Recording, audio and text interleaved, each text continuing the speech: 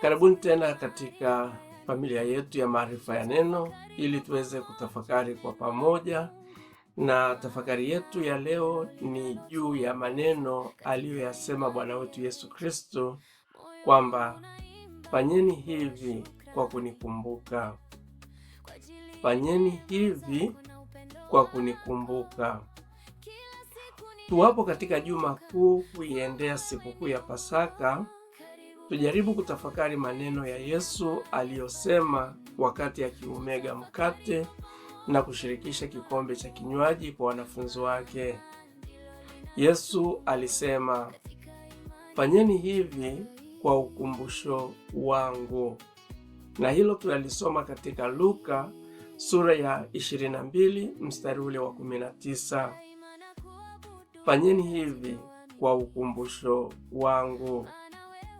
Sasa je, kumbukumbu hili la Yesu ni lipi? Malaki hapa tunaona Yesu anatupa kumbukumbu. Je, kumbukumbu hili ni lipi? Yesu hakumaanisha akumbukwe kwamba alikuwepo duniani, kwani hiyo sio haja yake. Sio haja ya Yesu ya sisi eti tumkumbuke kwamba alikuwako. Yesu alitaka ukumbusho wa yale aliyoyafanya na kutufundisha. Hii tunaweza tukaipata katika ule mfano wa pale Yohana Mbatizaji alipowatuma wanafunzi wake kumuuliza Yesu kama yeye ni yule Masiha aliyekuwa akingojewa, na jinsi Yesu alivyomjibu au alivyowajibu wanafunzi wa Yohana.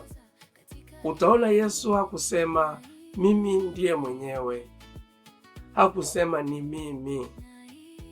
Maanake Yesu hakujieleza kama yeye ndiye Masiha.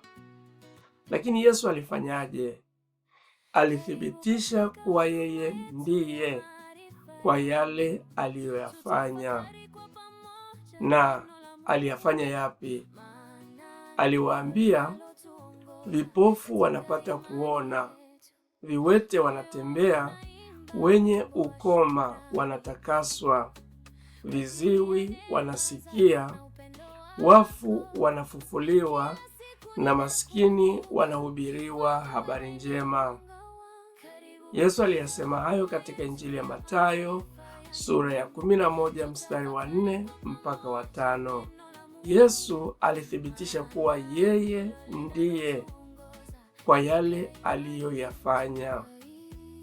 Ndio maana tukasema kwamba Yesu hakumaanisha kwamba ukumbusho wake uwe ni yeye kukumbukwa kwamba alikuwapo, bali yeye alichotaka kukumbukwa ni yale aliyoyafanya na kutufundisha, ambayo hayo ndiyo atakayomtambulisha kwamba yeye ni nani.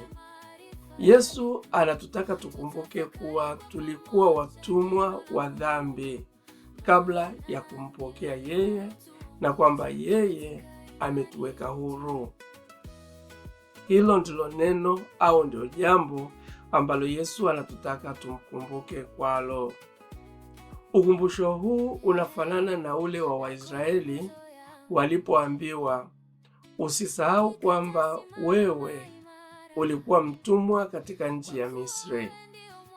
Usisahau kwamba, huo ni ukumbusho kwamba wewe ulikuwa mtumwa katika nchi ya Misri, nami Mwenyezi Mungu, Mungu wako, nikakutoa huko kwa mkono ulionyooshwa.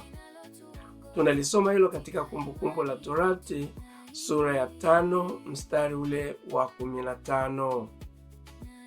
Yesu anatutaka tusisahau wema wa Mungu kwetu, kama vile mzaburi anavyosema, nafsi yangu umsifu Mwenyezi Mungu, usisahau kamwe fadhili zake zote. Usisahau. Unaona hapo kuna ukumbusho kwamba tusisahau kamwe fadhili zake zote. na hiyo tunaipata katika Zaburi ya 103 mstari ule wa 2.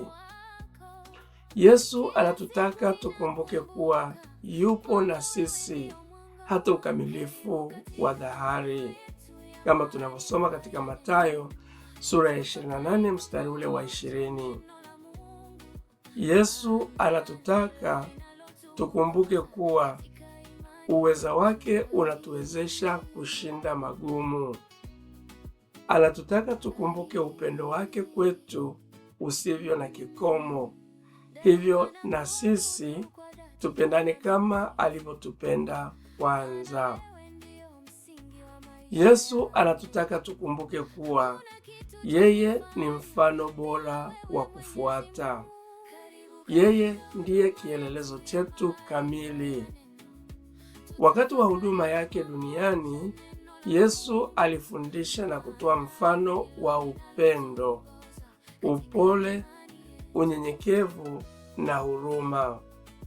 Alitumia muda wake kufundisha, kuwahudumia na kuwapenda wengine. Tunapomkumbuka Yesu, tunakumbuka matendo ya utumishi usio na ubinafsi ambayo yalifafanua maisha yake. Pia tunakumbuka kwamba ametuomba tumtumikie kwa kuwatumikia wengine. Unapokuwa katika huduma ya wenzako, wewe ni katika utumishi wa Mungu wako. Kumbuka, Yesu Kristo hutukumbusha juu ya zawadi ya toba ambayo hutolewa kupitia upatanisho wake. Yesu anatualika sisi sote kutubu, na tunapata furaha tunapogeuka kutoka kwa dhambi na kumgeukia. Tunapokuwa na nia ya dhati ya kubadilika na kushika amri zake, Yesu anaahidi, yeye ambaye ametubu dhambi zake, huyo amesamehewa, na yeye Bwana hakumbuki tena, kama tunavyosoma katika Yeremia sura ya 31 mstari ule wa 34. Mwisho basi, Yesu anatutaka siku zote tumkumbuke katika yale yote anayotutendea kila siku ya maisha yetu. Sasa je, Yesu amekutendea nini? Unapopokea baraka, zivunjevunje au zimege, uwashirikishe wengine wasio na kitu kwa ukumbusho wa Yesu. Tumsifu Yesu Kristo.